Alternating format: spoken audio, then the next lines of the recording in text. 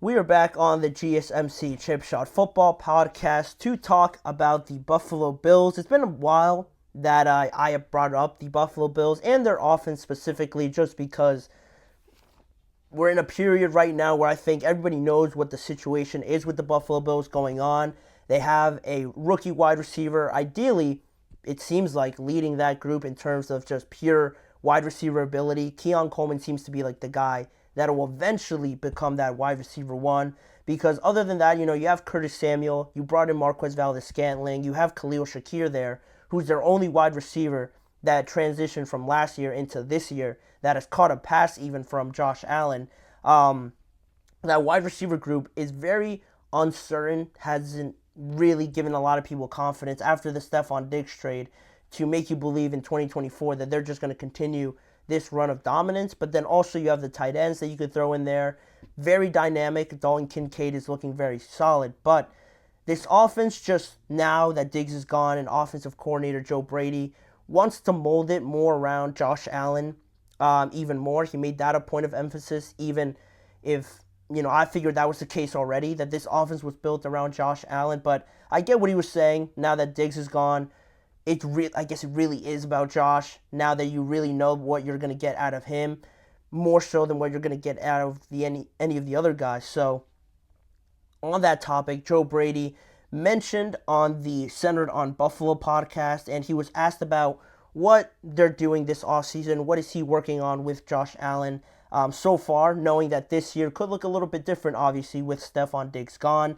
And Joe Brady brought up the idea that he just wants Josh Allen to continue to master this offense and really continue his thirst and his hunger to try and improve and really know this offense like the back of his hand, because a lot of people forget that Joe Brady only came in like halfway through the year last year after they moved on from their previous offensive coordinator. Joe Brady came in halfway through the season, almost saved their season, and got them to change into more of a run, play action offense. You got a lot more out of James Cook, which was great. You now know that he could be another reliable option for you. But moving on from that, again, this is still a relatively new offense that Josh Allen probably doesn't know extremely well, and he's still learning that. But with that and learning the offense, Joe Brady touched on the idea about getting Josh to not really stop being Josh Allen, but maybe just to limit the amount of times we can see Josh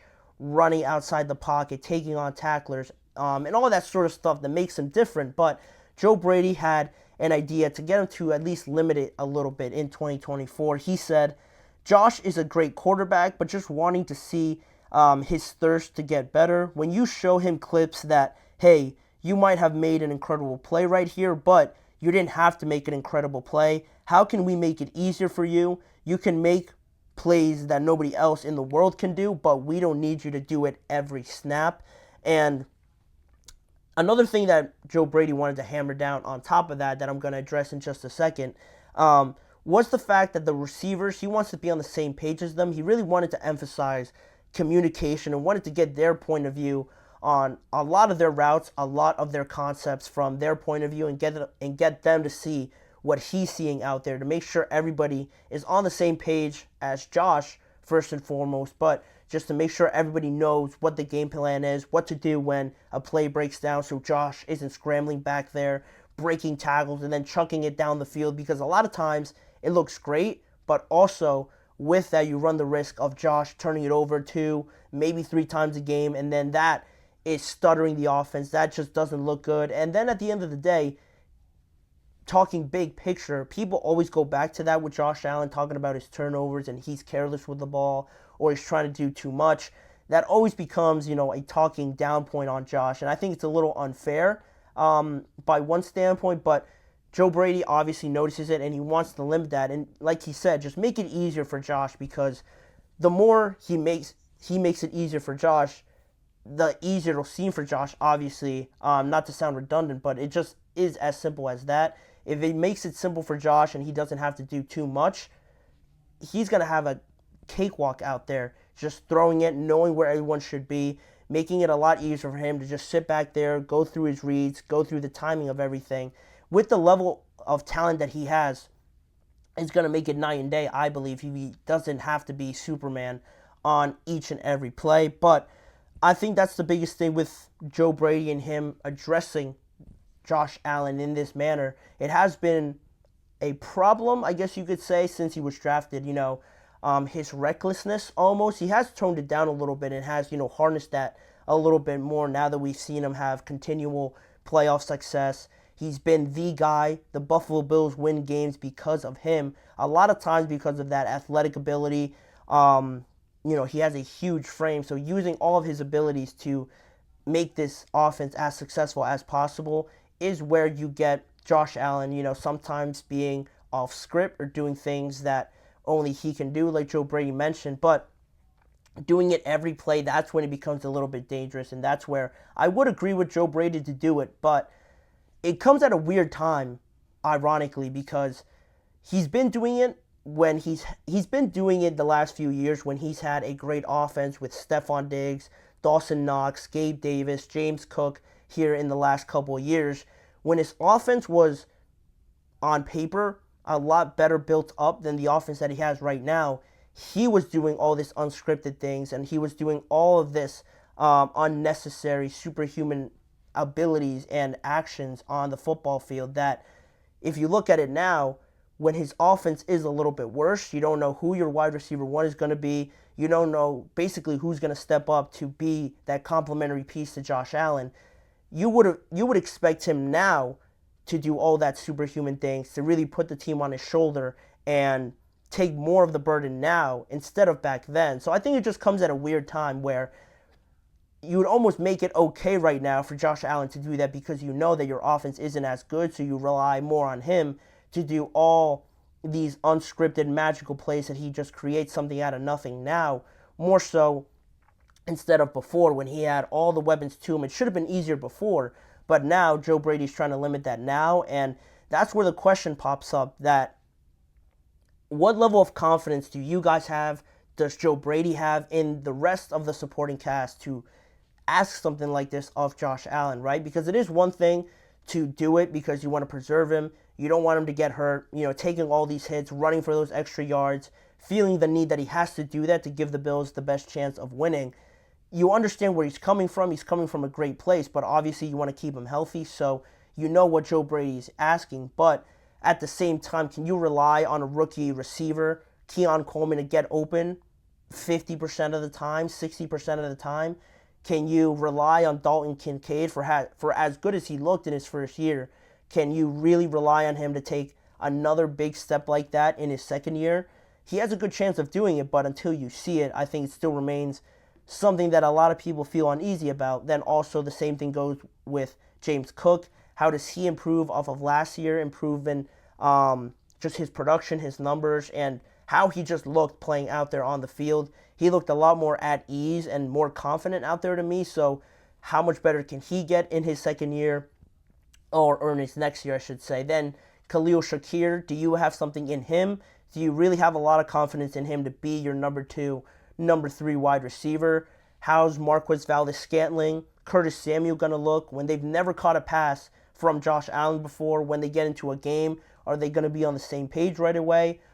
I just listed off probably like 6 questions right there that makes you doubt the supporting cast of Josh Allen. So for Joe Brady to implement this now, it could be, wrong timing in a lot of people's minds, and I certainly have my questions about it. But overall, I think Joe Brady almost has to do this because you can't just keep having Josh do all these things off a script. And even Joe Brady mentioned it. He mentioned this saying during that interview that he wants Josh to just make routine plays routinely, more so than he has in the past, just because it keeps the offense in a flow and it keeps everything basically just in a structure. You have better control of the outcome if you know what's going to happen, if you know what the reads are. And if nothing's there, you just throw it away rather than having Josh Allen risk it all on this money gamble throw down the field or trying to squeeze it into a tight window and then just throwing an interception or turning it over on downs. Joe Brady wants to limit that, wants to create more ebbs and flow in this offense, and I can't blame him.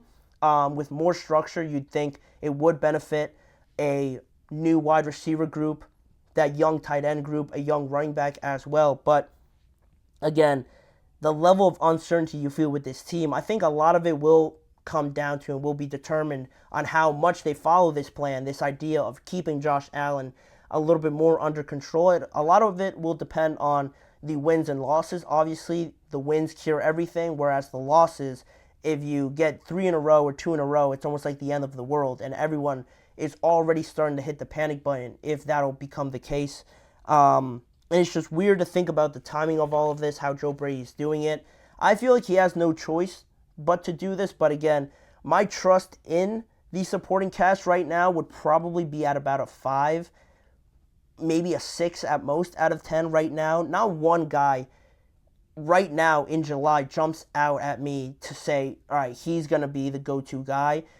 It could be multiple of these guys if they prove me wrong, or it could be none of them, and they could really struggle this year. I think that's another confusing thing about the Bills. They lost a lot. They're trying to implement a lot of new pieces, but you don't really know how it's going to turn out until you see the production of it and how it either develops or how it just gets even worse as the season goes on. But this is what you get on the flip side with Josh Allen. If he truly is one of the great quarterbacks, and this is almost an unfair statement to say, but if you do trust him this much, and if he is that quarterback you want people to believe he is, that people put him in these conversations with Patrick, he should be able to elevate this team to, getting them to win games, being the reason that they win games by his production, not being Superman, but just making the right plays when he has to and keeping it all under control like Joe Brady is trying to get him to do.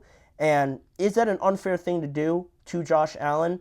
Maybe if you compare him to Patrick Mahomes and things like that, but that is the territory that he finds himself in now. With all that success, you're expected to, elevate your team at some point. People look at Josh and compare him to Patrick, obviously, and look at him as, all right, well, you have Josh Allen, one of the best quarterbacks in the NFL. This team has to be good because of that.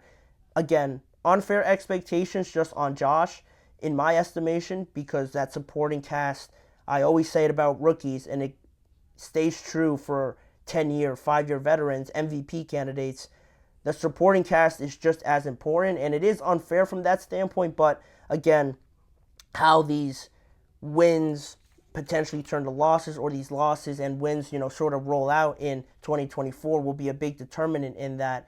And I'll be interested to see if they go away from it, if they find themselves in a losing streak or something like that, and they desperately need a win.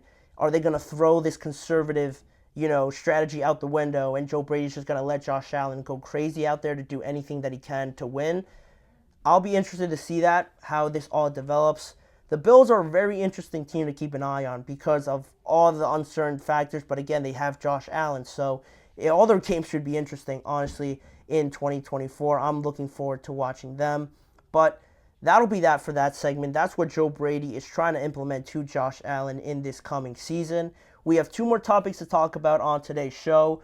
Tyreek Hill mentioned some comments on his contract negotiations and his level of confidence in getting those done. And also, free agent safety Justin Simmons talks about what he can bring to a contending team in free agency on when somebody could potentially sign him. It's been pretty quiet right now, but he has the utmost confidence in him that he could be a difference maker on whoever decides to sign him potentially in 2024.